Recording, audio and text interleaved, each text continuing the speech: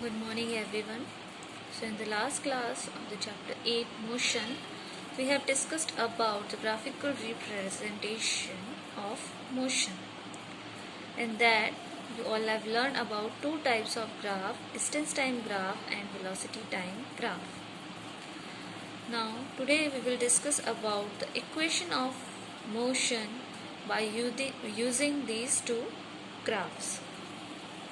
There are three equations: v is equals to u plus at, s is equals to ut plus half at square, 2as is equals to v square minus u square. So what are these equations?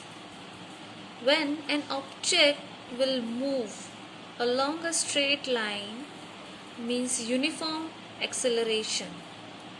We can calculate or relate velocity, acceleration and distance covered by that object in a particular time interval, and this is known as equation of motion. So let's discuss how you can relate these equations. The first equation for motion is v is equals to u plus at, which is equation for velocity time relation. This is the graph for the velocity time relation. When an object is moving in a uniform acceleration, means in a straight line,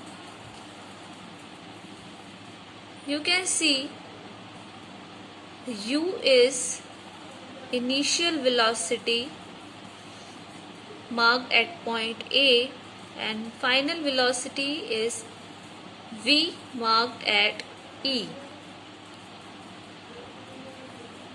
So perpendicular lines BC and BE are drawn from point B to the time and velocity axis, so that the initial velocity is O A and final velocity is A. OA is the initial velocity and final velocity will be BC, corresponds to the AO, and time interval will be OC, which is located on the x-axis.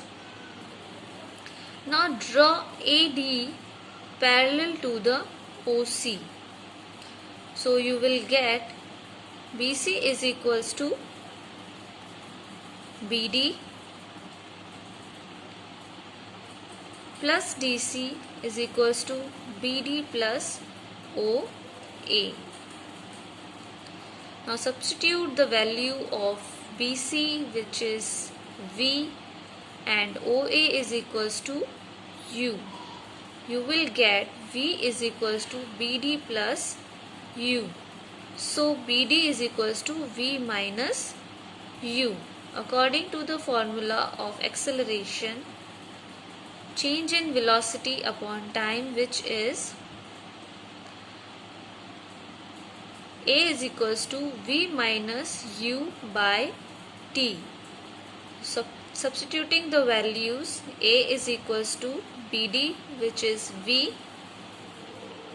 final velocity, and AD is time, is equals to BD upon OC, or V minus U is equals to AT, or V is equals to U plus AT.